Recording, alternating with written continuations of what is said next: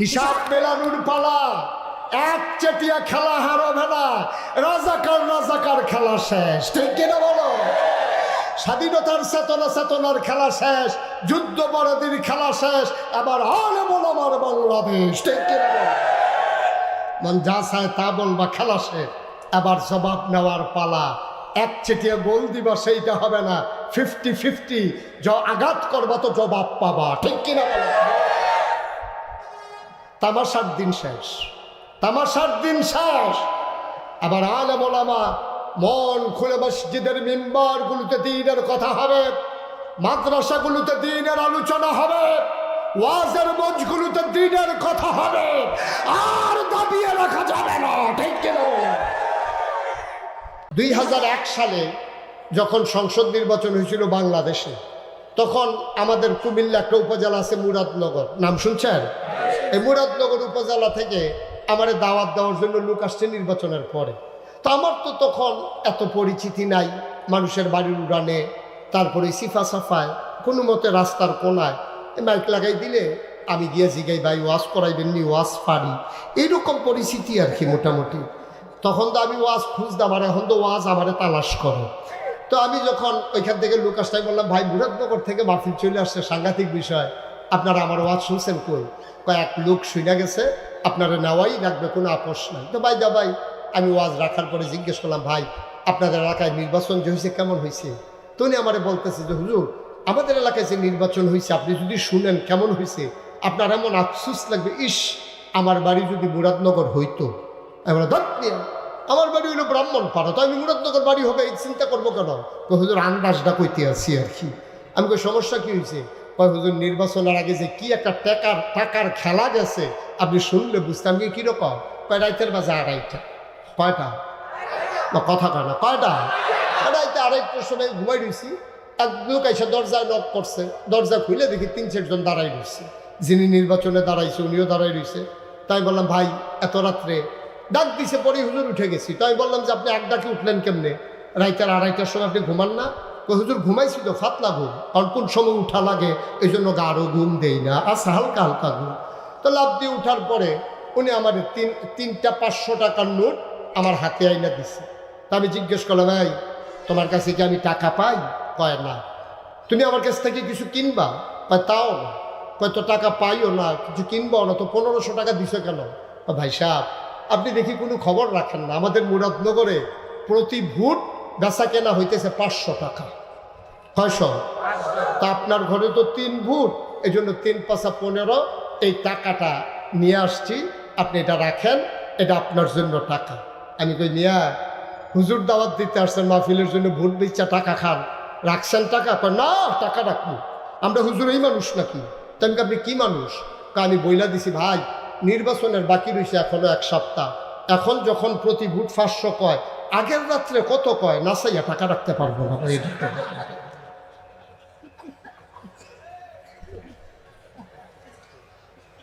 আহারে মুসলমান, 500 টাকার কাছে ইমান বিক্রি হয়ে যায়, 500 টাকার কাছে তার জীবন বিক্রি হয়ে যায়। 500 টাকার বিনিময়ে মানুষ তার বাবার নাম বদলে ফেলে, ভোট দিতে গেছে জাল ভোট। জিজ্ঞেস করছে বাবার নাম কি? বাবার নাম হইল কুদ্দুস, কইছে আলমগীর, ঠিক কিনা কন? তাহলে তুমি যে তোমার আব্বার নাম নিজে বদলাই ফেললা, আমি যদি তোমার এখন বাপ তুইলা গালি দেই, বাপ নিয়া গালি দেই, তুমি বলবো হুজুর আপনারা সম্মান করি, মরা বাপ নিয়ে কথা বলবেন না, আমারে যা পারেন করেন, আব্বা মরে গেছে উনারে নিয়ে কথা বলা ঠিক হবে না। আমি তোমার আব্বারে নিয়ে কথা বললে ঠিক হয় না। আর তুমি যে নিজে কুদ্দুসের ফুত আলমগীর কইয়াছো, হেইখানবার কি করছো তুমি? ঠিক কিনা কও? পুরুষ লোক যে খুব খারাপ তা না, মহিলারা মনে করতে আছে যে হুজুরের সব পুরুষরে ধরছে, আমরা বাচ্চা গেছি, মহিলারা ভালো। ওনারা জাল বুট দিতে গিয়া জামাইয়ের নাম শুদ্ধ বদলে নিছে না ওনারা? ঠিক কিনা কও? আম্মা আপনি কি আর ওনার আছেন? ঘুমাই গেলেন আর কি? আপনি ওনার নাই, আপনি জাল বুট দিতেন গিয়া আপনি আরেক বেটারে স্বামী বানাই ফেলছেন। আম্মা আপনি সব শেষ করে দিছেন, আপনি পুরুষ মানুষ আব্বা বদলাই ফেলছেন। আমার মহিলারা স্বামীর নাম বদলাই ফেলে, আমার নবীর কাছে কাফেররা প্রস্তাব দিল, যত টাকা চাও টাকা নেবা, শর্ত হইল এক আল্লাহর কথা বলা যাবে না। আমার নবী রাজি হইছে নাকি? প্রস্তাব না কয়টা বা কথা কয়টা? কয়টা? 2 নাম্বার,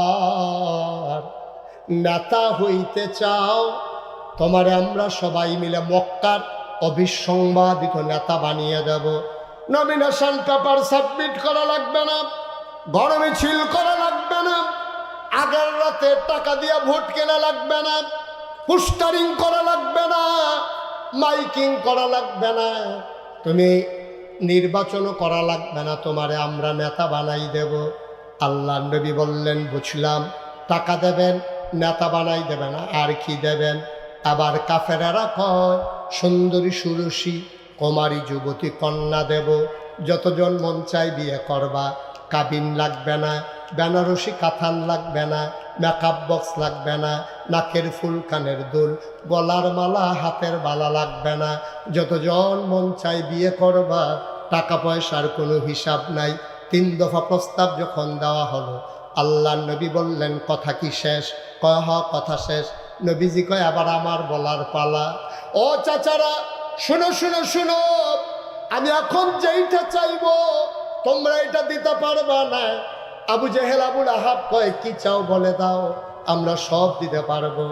আল্লাহ নবী ডাক দেয়া কয়, তোমরা যদি আমার ডান হাতে সূর্য দাও আর বাম হাতে যদি চন্দ্র দাও, জানি পারবে না, তবে মনে রাখো, ডান হাতে সূর্য দেওয়া যাবে, বাম হাতে চন্দ্র দেওয়া যাবে, খোদার কসম এক আল্লাহর পথ থেকে আমি মোহাম্মদকে চুল পরিমাণ সরানো যাবে না, যাবে না, যাবে না, ঠিক কিনা?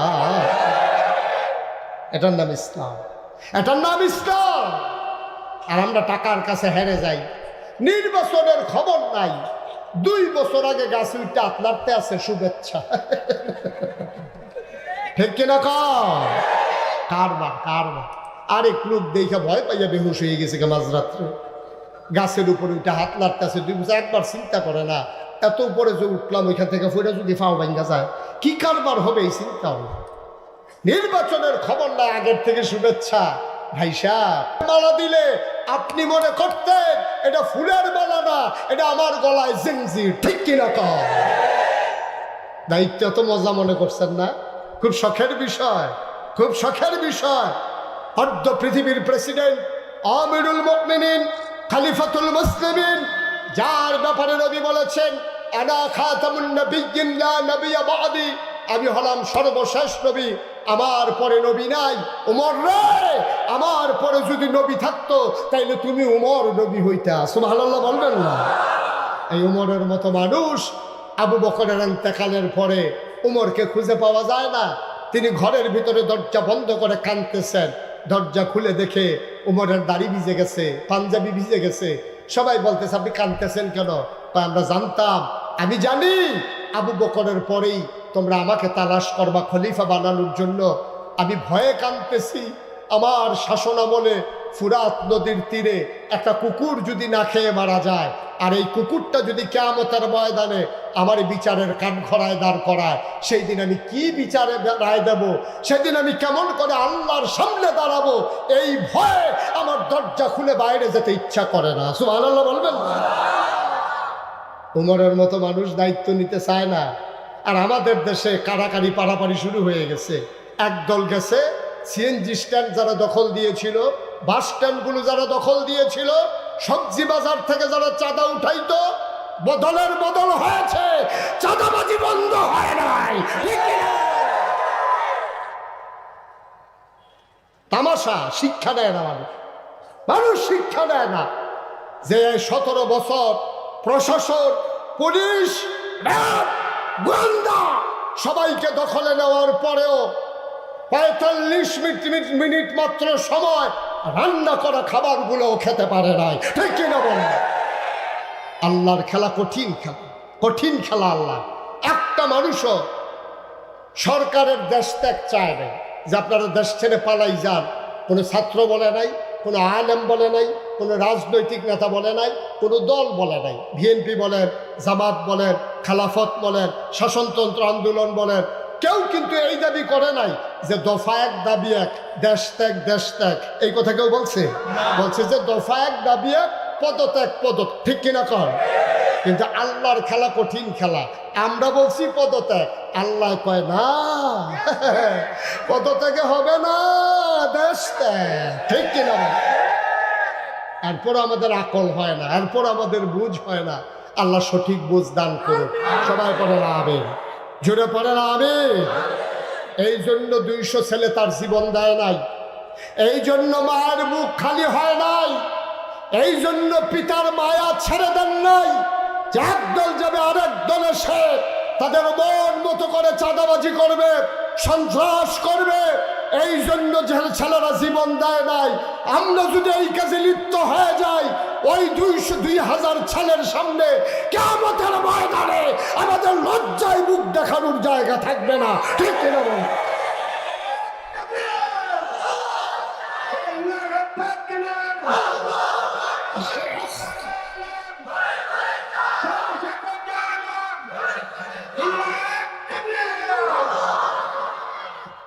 সবাই পড়ে না আমিন, জোরে, আরো জোরে। নবীজি কি প্রস্তাব মানছেন? সূর্য দেওয়া যাবে, কত বড় কথা, সূর্য দেওয়া যাবে, চন্দ্র দেওয়া যাবে, এক আল্লাহর পথ থেকে চুল পরিমাণ সরানো যাবে না, ঠিক কিনা কর? বন্ধুরা আমার, ভাইরা আমার, কষ্ট হচ্ছে আপনাদের? ছেড়ে দেওয়া দরকার, আর সামান্য একটু ছেড়ে দিচ্ছি ইনশাআল্লাহ। বন্ধুরা আমার, ভাইরা আমার, আমার আল্লাহ রাব্বুল আলামিন এখানেই ফয়সালা শেষ হয়ে যায় নাই। মক্কার মানুষগুলো যখন দেখলো কোনোভাবেই নবীকে আপোস করা গেল না, এবার তারা দারুন নাদওয়ায় মিটিংয়ে বসে গেল। সিদ্ধান্ত হয়ে গেল মুহাম্মদকে আর জীবিত রাখা হবে না, বলো নাউজুবিল্লাহ। সবাই মিলে সিদ্ধান্ত হলো আল্লাহর নবীকে তারা হত্যা করে ফেলবে। আল্লাহ জানে না কি জানে না? আল্লাহ জিবরাইল রেডাইকা কয়, জিবরাইল, ও জিবরাইল তুমি কই? জিবরাইল কয়, মাওলা রাব্বে কারিমেই তো জিবরাইল হাজির। কয়, যাও যাও যাও, আমার নবীর কানে কানে পৌঁছে দাও, নবী যেন প্রস্তুত থাকে, যে কোনো সময় ঘোষণা আসবে আমার নবী যেন মক্কা ছেড়ে মদিনায় চলে যায়। ও রাজা সোনার মুসলমান, ও সাভারের মুসলমান, মন দিয়ে শুনো, খেয়াল করে শুনো। নবীর জন্ম মক্কায়, শৈশব মক্কায়, কৈশোর মক্কায়, তারুণ্য মক্কায়, যৌবন মক্কায়, বিয়ে করলেন মক্কায়, মেয়ে বিয়ে দিলেন মক্কায়, নিজের বাড়ি মক্কায়, শ্বশুর বাড়ি মক্কায়, বেয়াইর বাড়ি মক্কায়, ব্যবসা করলেন মক্কায়, লেনদেন করলেন মক্কায়, থাকতে পারলেন না মক্কায়, চলে যাওয়া লাগলো মদিনায়, ঠিক কিনা? নবীকে বলা হলো প্রস্তুত থেকো। আল্লাহর নবী চিন্তা করলেন কার সাথে শেয়ার করা যায়। চরম পরম বন্ধু আবু বকর সিদ্দিককে কানে কানে ডেকে বললেন, কারো কাছে বলার দরকার নাই, তৈরি থেকো, যে কোনো দিন আমরা চলে যাব। আবু বকর বাড়িতে গেলেন, 2টা উটও তিনি কিনলেন, এক ইহুদির বাড়িতে রেখে দিলেন। ইহুদিকে বললেন, লালন পালন করো, আমি তোমার জন্য টাকা যা লাগে দেব। মুসলমান খেয়াল করে শোনো, ইহুদির বাড়িতে উট লালন পালন হয়, আর আবু বকর সিদ্দিক ঘরের ভেতরে যখন যায়, রাতের বেলা দরজায় হেলান দিয়ে ঘুমায়। আবু বকরের স্ত্রী ডাক দেয়া কয়, স্বামী আমার, এইভাবে মানুষ ঘুমায় নাকি? দরজায় হেলান দিয়ে ঘুমানো যায়, আপনি বিছানায় আসেন। আবু বকর সিদ্দিক মনের কথা কয় না, কেন সে তিনি বিছানায় যান না। আবু বকরের বিবি ডাক দেয়া কয়, স্বামী আমার, এইভাবে ঘুমাইলে তো আপনি অসুস্থ হয়ে যাবেন, কতদিন দাঁড়িয়ে দাঁড়িয়ে ঘুমানো যায়, আপনি তো অসুস্থ হয়ে যাবেন। আবু বকর সিদ্দিক কয়, নবীজি যে কোনো সময় আসতে পারেন, এই জন্য আমি বিছানায় যাই না। কয়, বিছানায় গেলে সমস্যা কি? ডাকবে যখন উঠে যাবেন। এবার আবু বকর সিদ্দিক ডাক দেয়া কয়, বিবি গো, নবী যদি ডাকে, এক ডাকের বেশি 2 ডাক দেয়, অনেক কষ্ট হবে নবীজির। আপনার এখন তো না ঘুমাইয়া কষ্ট হয়। আবু বকর সিদ্দিক কয়, আমি আবু বকর কষ্ট সইতে পারবো, কিন্তু নবীর কষ্ট আমি আবু বকরের বরদাস্ত হবে না।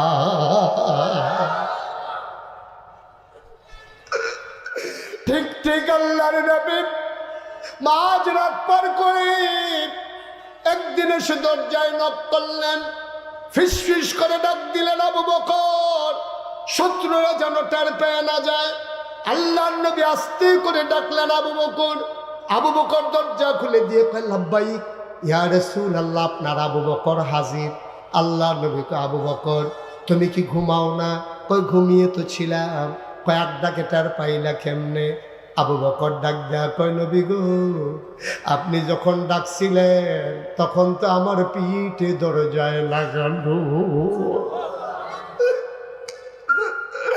আপনি যখন ডেকেছেন তখন তো আমি দরজার ভিতরে পিঠ লাগিয়ে দাঁড়িয়ে আছি। করে বলে কি, তুমি কি বিছানায় ঘুমাও না? কই যেই দিন বলেছিলেন তৈরি থেকো, এরপর থেকে আবু বকরের পিঠ আর বিছানায় লাগে নাই।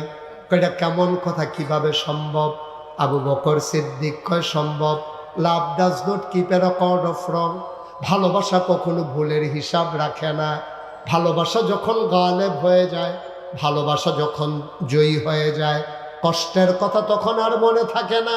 আল্লাহর নবীরে ডাক দিয়ে আবু বকর কয়, নবী গো, আপনি দরজায় দাঁড়িয়ে আমারে ডাকবেন আর আমি নাক ডেকে ঘুমাবো। আপনার আবু বকর এমন আবু বকর না। ও নবী, আপনার জন্য কষ্ট না হয় এই জন্য দরজায় পিঠ লাগাইয়া আমি দাঁড়িয়ে দাঁড়িয়ে ঘুমিয়েছি। আল্লাহর নবী ডাক দেয়া কয়, আবু বকর তোমার কষ্ট হয় নাই? আবু বকর ডাক দেয়া কয়, নবীর কষ্টের কাছে আমি আবু বকরের কষ্টের কোনো দাম না। চলো চলো যাই, আর দেরি করার দরকার নাই, চলো চলে যাই। আবার চলো পথ ধরি। আবু বকর বলে, ইয়া রাসূলুল্লাহ একটু থামেন, দুটো উট আমরা কিনে রেখেছি আপনার জন্য আমার জন্য। উটের পিছনে উঠলেন। কত বড় দার্শনিক, কত বড় চিন্তাবিদ, কত বড় সমরবিদ আমার নবীজি। যাওয়ার কথা মদিনার দিকে, হাঁটা দিলেন উল্টা দিকে, কারণ কাফেরেরা মদিনার রাস্তায় খুঁজবে। এই জন্য নবী উল্টা দিকে হাঁটলেন। হাঁটতে হাঁটতে হাঁটতে হাঁটতে কিছু দূর যাওয়ার পরে বিশাল এক পাহাড়ের পাদদেশে তিনি গিয়ে দাঁড়ালেন। পাহাড়ের গুহার কিনারে যখন দাঁড়িয়েছেন, গুহার নাম সাওর গুহা। সূর্য তখন ওই পাহাড় ঠেলে উপরে উঠে এসেছে, আস্তে আস্তে দিনের আলো ছড়িয়ে দিচ্ছে। আবু বকর ডাক দেয়া কয়, নবী গো, ও নবী, এখন তো আমরা ধরা পড়ে যাব, দিনের আলোতে সবাই আমাদেরকে দেখে ফেলবে। আল্লাহ নবী কয়, আবু বকর কোনো একটা গুহা পাও নাকি দেখো, আমরা লুকিয়ে থাকতে পারি নাকি। গুহা সামনে পাওয়া গেল। আল্লাহর নবী ঢুকতে চাইলেন, আবু বকর সামনে দিয়ে দাঁড়ালেন। গোস্তাকে মাফ কর দিজিয়ে, বেয়াদবি মাফ করবেন, আপনি গুহার ভিতরে ঢুকবেন না। আল্লাহর নবী কয়, কেন ঢুকবো না? কয়, পাহাড়ি গুহা, বিষাক্ত সাপ থাকতে পারে, বিচ্ছু থাকতে পারে, আপনাকে কামড়ে দিতে পারে। আপনি বাইরে দাঁড়ান, আমি একটু গুহাটা দেখে আসি। আল্লাহর নবী কয়, আবু বকর আমি ঢুকলে বিচ্ছু সাপ আমাকে কামড়াবে, তুমি ঢুকলে তোমারে কামড়াবে না। আবু বকর চোখের পানি ছেড়ে দিয়ে কয়, ইয়া রাসূলুল্লাহ আমারে কামড়াইলে কোনো সমস্যা নাই। কয়, তুমি কি মরে যাবা না কামড়াইলে? কয়, নবী গো, আমার মতো 100 আবু বকর যদি মরে যায়, আমার মতো 100 আবু বকর যদি মরে যায়, ইসলামের কিচ্ছু হবে না। আপনি নবীর যদি কিচ্ছু হয়, ইসলাম থাকবে না।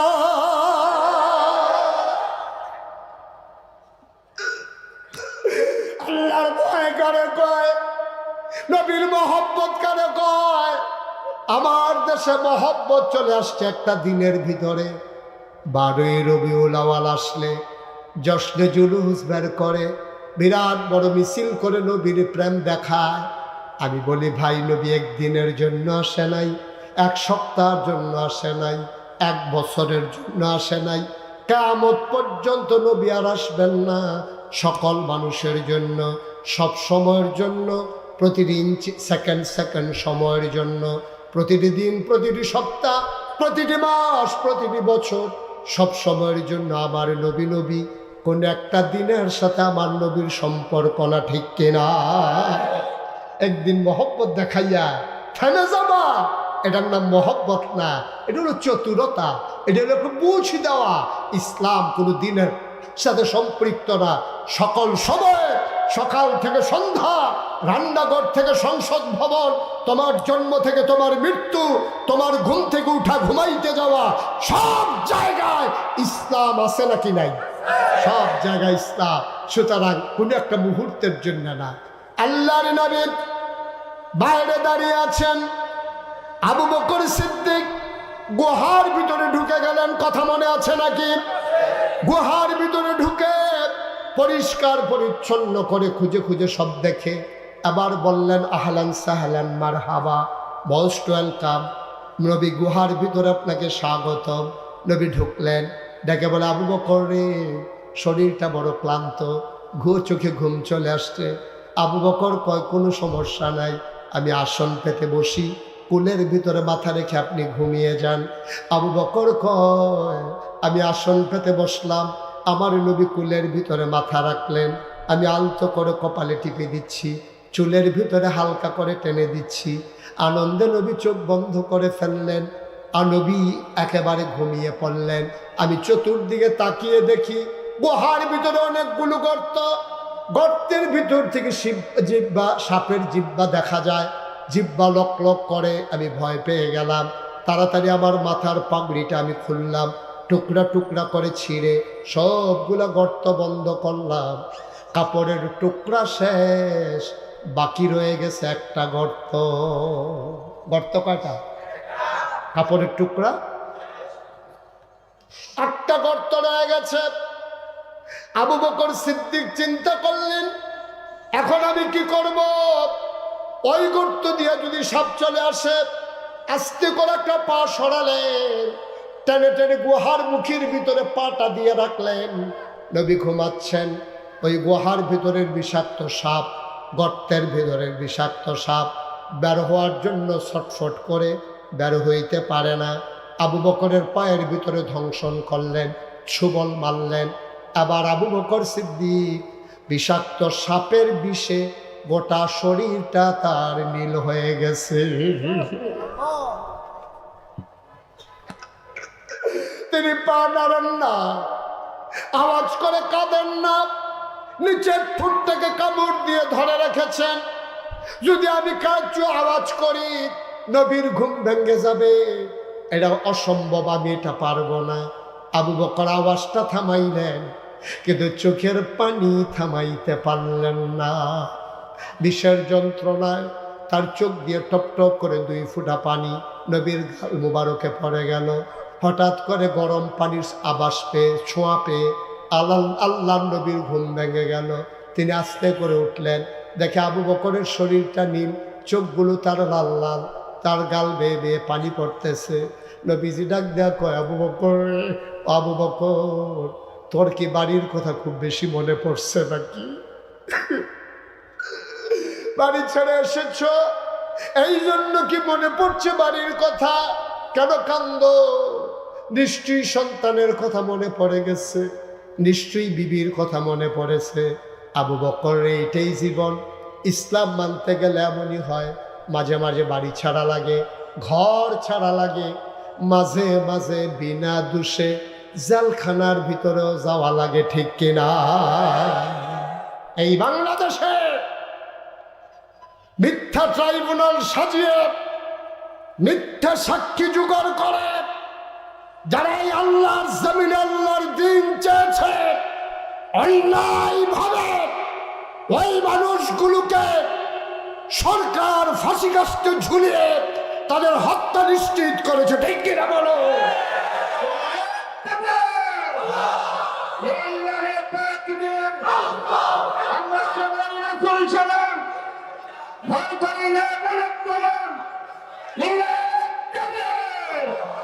আমরা জানি, আমরা আজও জানি, ইসলাম মানতে গেলে মামলা হবে, হামলা হবে, জাল জুলুম নির্যাতন হবে, প্রয়োজনে জীবন দেওয়া যাবে, ঈমান দেওয়া যাবে না।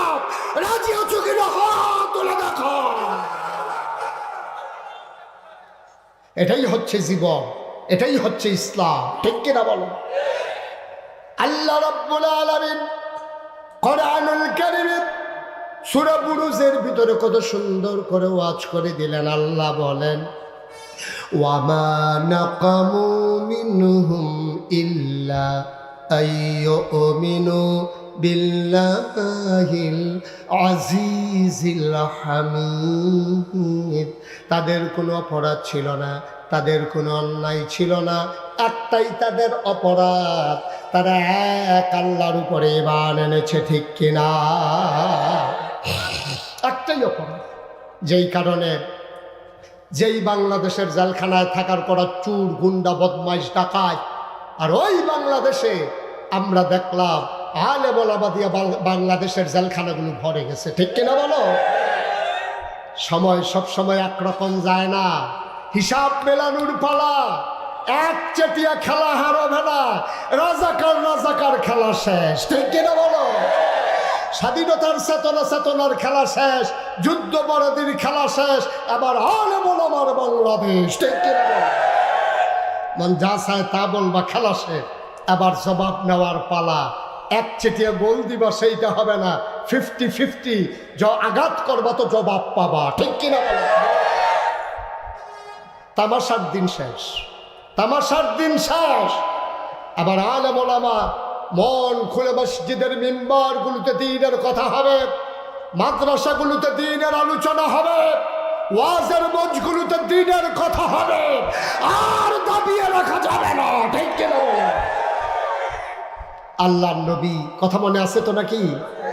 আল্লাহর নবী ডাক দেখ, আবু বকর রে, ও আবু বকর, মন বুঝি বড় খারাপ, কেন কান্দছে আবু বকর? বাড়ির কথা মনে পড়েছে নাকি? সন্তানের কথা মনে পড়েছে নাকি? কান্দ কেন?